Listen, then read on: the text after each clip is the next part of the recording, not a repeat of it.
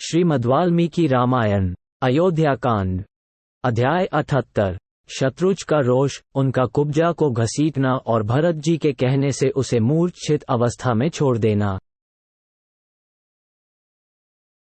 13वें दिन का कार्य पूर्ण करके श्री रामचंद्र जी के पास जाने का विचार करते हुए शोक संतप्त भरत से लक्ष्मण के छोटे भाई शत्रुघ्न ने इस प्रकार कहा।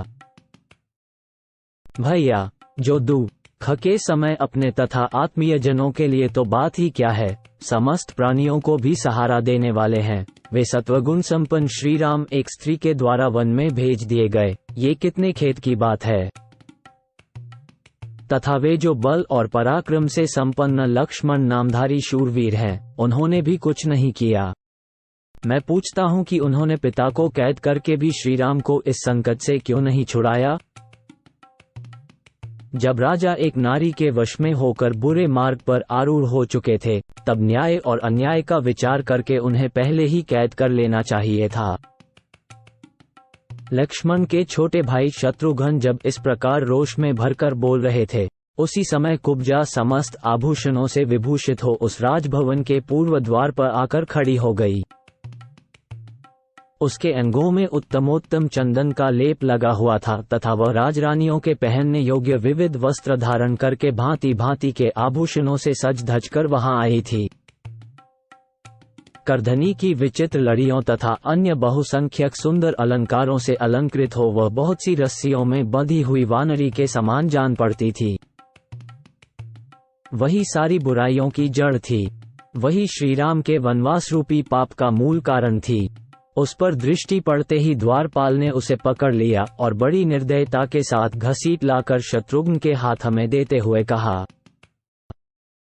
राजकुमार, जिसके कारण श्रीराम को वन में निवास करना पड़ा है और आप लोगों के पिता ने शरीर का परित्याग किया है, वह क्रूर कर्म करने वाली पापिनी यही है। आप इसके साथ जैसा बर्ताव उचित समझे करें। द्वारपाल की बात पर विचार करके शत्रुघ्न का दुख और बढ़ गया। उन्होंने अपने कर्तव्य का निश्चय किया और अंतपुर में रहने वाले सब लोगों को सुनाकर इस प्रकार कहा। इस पापिनी ने मेरे भाइयों तथा पिता को जैसा दुख पहुंचाया है, अपने उस क्रूर कर्म का वैसा ही फल ये भी भोगे। ऐसा कहकर शत्रुघ्न ने सखियों से घिरी हुई कुब्जा को तुरंत ही बलपूर्वक पकड़ लिया। वह डर के मारे ऐसा चीखने चिल्लाने लगी कि वह सारा महल गूंज उठा। फिर तो उसकी सारी सखियां अत्यंत संतप्त हो उठी और शत्रुघ्न को कुपित जानकर सब ओर भाग चलीं। उसकी संपूर्ण सखियों ने एक जगह एकत्र होकर आपस में सलाह की कि जिस प्रकार इन्होंने बलपूर्वक कुब्जा को पकड़ा है, उससे जान पड़ता है ये हम लोगों में से किसी को जीवित नहीं छोड़ेंगे। अतः हम लोग परम दयालु, उदार, धर्मज्ञ और यशस्विनी महारानी कौसल्या की शरण में चलें। इस समय वे ही हमारी निश्चल गति हैं। शत्रुओं का दमन करने वाले शत्रुघ्न रोष में भरकर कुब्जा को जमीन पर घसीटने लगे। उस समय वो जोर जोर से चीत्कार कर रही थी। जब मंत्रा घसीटी जा रही थी, उस समय उसके नाना प्रकार के विचित्र आभूषण टूट टूट कर पृथ्वी पर इधर उधर बिखरे जाते थे।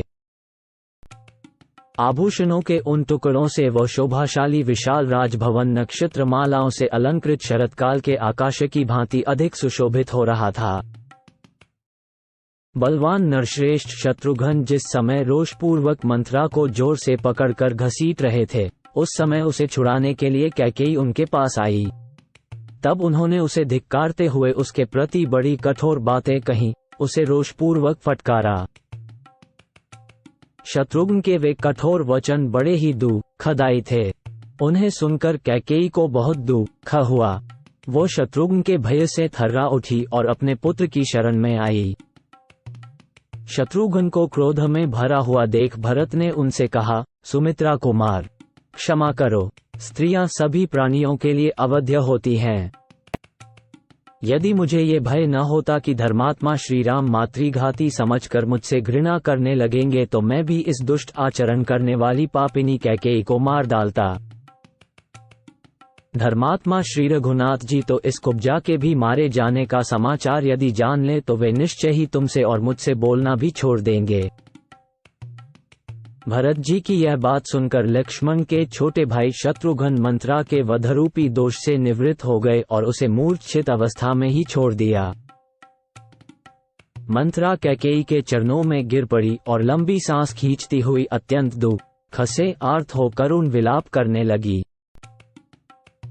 शत्रुघ्न के पटकने और घसीटने से आर्त एवं अचेत हुई कुब्जा को देखकर भरत की माता कैकेयी धीरे धीरे उसे आश्वासन देने, होश में लाने की चेष्टा करने लगी। उस समय कुब्जा पिंजड़े में बंधी हुई क्रौंची की भांति कातर दृष्टि से उसकी ओर देख रही थी।